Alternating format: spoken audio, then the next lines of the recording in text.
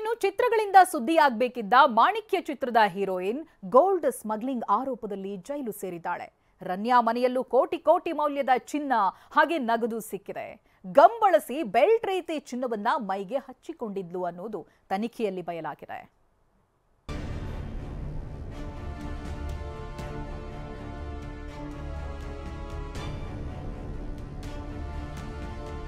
ಅಪ್ಪ ಪೊಲೀಸ್, ಮಗಳು ಕಳ್ಳಿ, ರಣ್ಯಾ ಚಿನ್ನದ ರಹಸ್ಯ. ಬಂಗಾರದ ಬಿಸ್ಕತ್, ಒಂದೊಂದು ಬಿಸ್ಕತ್ ಕೂಡ 1 ಕೆಜಿ ಇದೆ. ಇದೇ ಚಿನ್ನವನ್ನ ಮಾಣಿಕ್ಯ ಚಿತ್ರದ ನಟಿ ರಣ್ಯಾ ರಾವ್ ದುಬೈನಿಂದ ಬೆಂಗಳೂರಿಗೆ ಸ್ಮಗ್ಲಿಂಗ್ ಅಂದ್ರೆ ಕಳ್ಳ ಸಾಗಾಣಿಕೆ ಮಾಡಿರೋದು.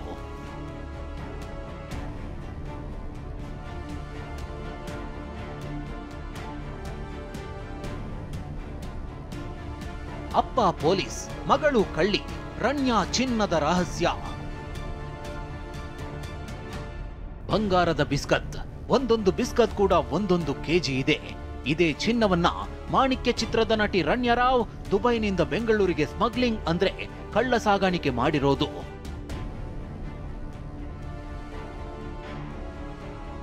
ಮುಖಕ್ಕೆ ಮಾಸ್ಕ್, ತಲೆಗೆ ಟೋಪಿ, ಮರ್ಯಾದೆ ಉಳಿಸಿಕೊಳ್ಳಲು ಹೀಗೆ ಮುಖ ಮುಚ್ಚಿಕೊಂಡು ಬರ್ತಿರೋ ಈಕೆ ಚಿನ್ನದ ಕಳ್ಳಿ ಚೆಲುವೆ ರಣ್ಯಾ ರಾವ್.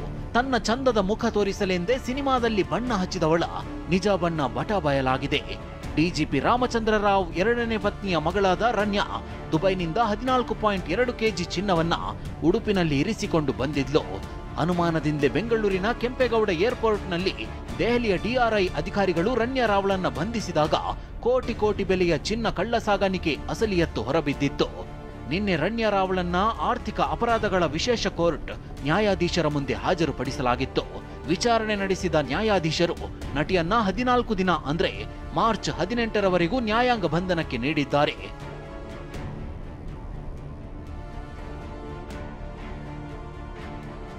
ಚಿನ್ನ ನಗದು ಸೇರಿ ರಣ್ಯಾ ಬಳಿ ಸಿಕ್ಕಿದ್ದು 17 ಕೋಟಿ 29 ಲಕ್ಷ ರೂಪಾಯಿ. ನಟಿ ರಣ್ಯಾ ರಾವ್ ಬಂಧನದ ಬಳಿಕ ಬೆಂಗಳೂರಿನ ಲ್ಯಾವೆಲ್ಲಿ ರಸ್ತೆಯ ನಂದವಾಣಿ ಮ್ಯಾನ್ಷನ್ನ ಫ್ಲಾಟ್ ಪರಿಶೀಲನೆ ಮಾಡಲಾಗಿತ್ತು. 5ಕ್ಕೂ ಹೆಚ್ಚು ಅಧಿಕಾರಿಗಳು ಪರಿಶೀಲನೆ ನಡೆಸಿ 3 ದೊಡ್ಡ ಪೆಟ್ಟಿಗೆ ತೆಗೆದುಕೊಂಡು ಹೋಗಿದ್ರು. ಈ ಬಗ್ಗೆ ಡಿಆರ್ಐ ಮಾಧ್ಯಮ ಪ್ರಕಟಣೆ ಹೊರಡಿಸಿದೆ. ಬೆಂಗಳೂರಿನ ಕೆಂಪೇಗೌಡ ಏರ್ಪೋರ್ಟ್ನಲ್ಲಿ ಪ್ರಯಾಣಿಕರೊಬ್ಬರನ್ನ ಕಂದಾಯ ಗುಪ್ತಚರ ನಿರ್ದೇಶನಾಲಯ ಅಧಿಕಾರಿಗಳು ತಪಾಸಣೆ ನಡೆಸಿದಾಗ 12 ಕೋಟಿ 56 ಲಕ್ಷ ರೂಪಾಯಿ ಮೌಲ್ಯದ ವಿದೇಶಿ ಮೂಲದ ಚಿನ್ನದ ಬಿಸ್ಕತ್ಗಳು ಪತ್ತೆಯಾಗಿವೆ. ಆಕೆ ಮಾರ್ಚ್ 3, 2025ರಂದು ದುಬೈನಿಂದ ಬೆಂಗಳೂರಿಗೆ ಎಮಿರೇಟ್ಸ್ ವಿಮಾನದಲ್ಲಿ ಆಗಮಿಸಿದ್ಲು. ಏರ್ಪೋರ್ಟ್ನಲ್ಲಿ ಚಿನ್ನ ಪತ್ತೆ ಬಳಿಕ ಡಿಆರ್ಐ ಅಧಿಕಾರಿಗಳು ಆಕೆ ತನ್ನ ಪತಿ ಜೊತೆ ವಾಸವಿರುವ ಬೆಂಗಳೂರಿನ ಲ್ಯಾವೆಲ್ಲೆ ರೋಡ್ನ ಮನೆಯಲ್ಲೂ ತಪಾಸಣೆ ನಡೆಸಿದ್ರು. ಶೋಧದ ವೇಳೆ 2 ಕೋಟಿ 6 ಲಕ್ಷ ರೂಪಾಯಿ ಮೌಲ್ಯದ ಚಿನ್ನಾಭರಣ ಹಾಗೂ 2 ಕೋಟಿ 67 ಲಕ್ಷ ರೂಪಾಯಿ ಮೌಲ್ಯದ ನಗದು ಪತ್ತೆಯಾಗಿದೆ. 1962ರ ಕಸ್ಟಮ್ಸ್ ಕಾಯ್ದೆಯ ಪ್ರಕಾರ ಪ್ರಯಾಣಿಕ ಮಹಿಳೆಯನ್ನ ಬಂಧಿಸಲಾಗಿದ್ದು ನ್ಯಾಯಾಂಗ ಬಂಧನಕ್ಕೆ ಒಪ್ಪಿಸಲಾಗಿದೆ. ಒಟ್ಟು ಜಪ್ತಿ ಮಾಡಿದ ವಸ್ತುಗಳ ಮೌಲ್ಯ 17 ಕೋಟಿ 29 ಲಕ್ಷ ರೂಪಾಯಿ ಆಗಿದ್ದು ಒಟ್ಟು 14.2 ಕೆಜಿಯಷ್ಟು ಭಾರೀ ಪ್ರಮಾಣದ ಚಿನ್ನವನ್ನ ಜಪ್ತಿ ಮಾಡಲಾಗಿದೆ.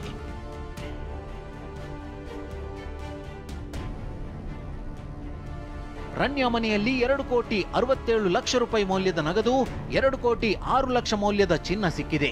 ವಿಮಾನ ನಿಲ್ದಾಣದಲ್ಲಿ ಸಿಕ್ಕ ಚಿನ್ನ ಸೇರಿ ಈವರೆಗೆ ಬರೋಬ್ಬರಿ 17 ಕೋಟಿ 29 ಲಕ್ಷ ರೂಪಾಯಿ ಮೌಲ್ಯದ ಚಿನ್ನ ನಗದು ಸಿಕ್ಕಂತಾಗಿದೆ. ಬೆಂಗಳೂರು ಅಂತಾರಾಷ್ಟ್ರೀಯ ವಿಮಾನ ನಿಲ್ದಾಣದ ಇತಿಹಾಸದಲ್ಲಿ ಇಷ್ಟೊಂದು ಚಿನ್ನ ಸಿಕ್ಕಿರೋದು ಈವರೆಗಿನ ದಾಖಲೆ.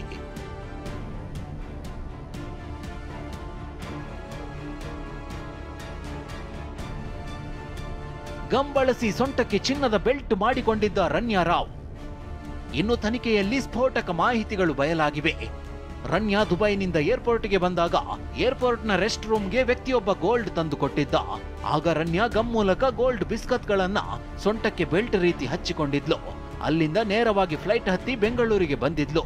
ಬೆಂಗಳೂರು ಏರ್ಪೋರ್ಟ್ಗೆ ಬರ್ತಿದ್ದಂತೆ ಡಿಜಿ ಮಗಳು ಅಂತ ಅಧಿಕಾರಿಗಳೇ ಮುತುವರ್ಜಿ ವಹಿಸಿ ಹೊರಗೆ ಕರೆದುಕೊಂಡು ಬರ್ತಿದ್ರು. ಡಿಜಿ ಮಗಳು ಎಂದು ಹೇಳಿ ತಪಾಸಣೆ ಮಾಡಿಸದೆ ರಣ್ಯಾ ಬರ್ತಿದ್ಲು. ಆದ್ರೆ ಮೊದಲೇ ಮಾಹಿತಿ ತಿಳಿದು ಆಕೆ ಬರುವುದನ್ನೇ ಕಾಯ್ತಿದ್ದ ದೆಹಲಿಯ ಅಧಿಕಾರಿಗಳು ಕೊನೆಯ ಗೇಟ್ನಲ್ಲಿ ತಪಾಸಣೆ ಮಾಡಿದ್ರು. ಆಗಲೇ ರಣ್ಯಾ ಚಿನ್ನ ಕಳ್ಳ ಸಾಗಾಣಿಕೆ ಸತ್ಯ ಹೊರಬಿದ್ದಿದೆ.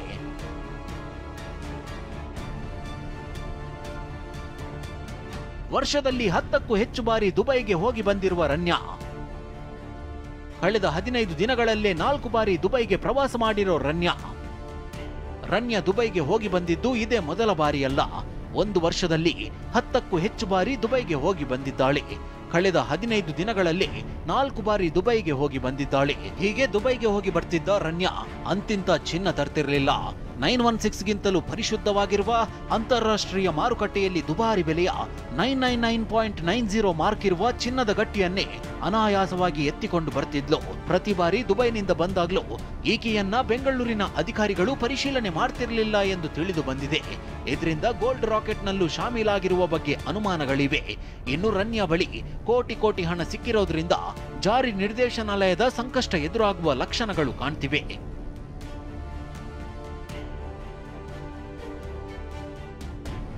ಮದುವೆಯಾಗಿ 3 ತಿಂಗಳಿಗೆ ಸ್ಮಗ್ಲಿಂಗ್ಗೆ ಇಳಿದಿದ್ದ ನಟಿ ರನ್ಯಾ 3 ತಿಂಗಳ ಹಿಂದಷ್ಟೇ ರಾಜ್ಯದ ಹೆಸರಾಂತ ರಾಜಕೀಯ ಕುಟುಂಬದ ಸಂಬಂಧಿಕರ ಜೊತೆ ತಾಜ್ ವೆಸ್ಟ್ ಎಂಡ್ನಲ್ಲಿ ಅದ್ದೂರಿಯಾಗಿ ರನ್ಯಾ ಮದುವೆಯಾಗಿದ್ಲು. ಗಂಡ ಹೆಸರಾಂತ ಆರ್ಕಿಟೆಕ್ಟ್ ಕೂಡ ಆಗಿದ್ದಾನೆ. 3 ತಿಂಗಳ ಹಿಂದಷ್ಟೇ ಲ್ಯಾವೆಲ್ಲಿ ರಸ್ತೆಯ ಫ್ಲಾಟ್ಗೆ ಶಿಫ್ಟ್ ಆಗಿದ್ರು. ಸದ್ಯ ರನ್ಯಾ ಗೋಲ್ಡ್ ಸ್ಮಗ್ಲಿಂಗ್ ಬಗ್ಗೆ ತನಿಖೆ ಮುಂದುವರಿದಿದ್ದು ಮತ್ತಷ್ಟು ಸತ್ಯಗಳು ಹೊರಬೀಳುವ ಸಾಧ್ಯತೆಗಳಿವೆ. Bureau report, TV9. ಇನ್ನು ಗೋಲ್ಡ್ ಸ್ಮಗ್ಲಿಂಗ್ ನಲ್ಲಿ ರನ್ಯಾ ರಾವ್ಗೆ ಯಾರು ಸಾಥ್ ಕೊಡ್ತಾ ಇದ್ರು? ಗೋಲ್ಡ್ ಸ್ಮಗ್ಲಿಂಗ್ ನಲ್ಲಿ ರನ್ಯಾ ಡೆಲಿವರಿ ಗರ್ಲ್ ಅಷ್ಟೇ. ಚಿನ್ನವನ್ನ ಸಾಗಿಸೋದಷ್ಟೇ ರನ್ಯಾ ರಾವ್ ಕೆಲಸವಾಗಿತ್ತು. TV9 ನಲ್ಲಿ ಗೋಲ್ಡ್ ಸ್ಮಗ್ಲಿಂಗ್ ನ ಎಕ್ಸ್ಕ್ಲೂಸಿವ್ ಸ್ಟೋರಿ. ದುಬೈನಿಂದ ಬೆಂಗಳೂರಿಗೆ ಬಂಗಾರವನ್ನ ತರ್ತಾ ಇದ್ರು ರನ್ಯಾ ರಾವ್. ಪರ್ಸೆಂಟೇಜ್ ಲೆಕ್ಕದಲ್ಲಿ ನಟಿ ರನ್ಯಾಗೆ ಪೇಮೆಂಟ್ ಸಿಗ್ತಾ ಇತ್ತು. ಗೋಲ್ಡ್ ಸಾಗಿಸಿದ್ರೆ ಅದಕ್ಕೆ ಹಣ ಸಿಗ್ತಾ ಇತ್ತು. ಈಕೆ ಕೇವಲ ಡೆಲಿವರಿ ಗರ್ಲ್ ಆಗಿ ಕೆಲಸ ಮಾಡ್ತಾ ಇದ್ಲು. ಹಾಗಿದ್ರೆ ಈಕೆಯ ಹಿಂದಿರೋದು ಯಾರು? ಯಾರವಳಿಗೆ ಗೋಲ್ಡ್ ಅನ್ನ ಕೊಡ್ತಾ ಇದ್ರು? ಯಾರು ಸಹಾಯ ಮಾಡ್ತಾ ಇದ್ರು? ಇವೆಲ್ಲವೂ ಕೂಡ ತನಿಖೆ ಹಂತದಲ್ಲಿ ಗೊತ್ತಾಗಬೇಕಿದೆ.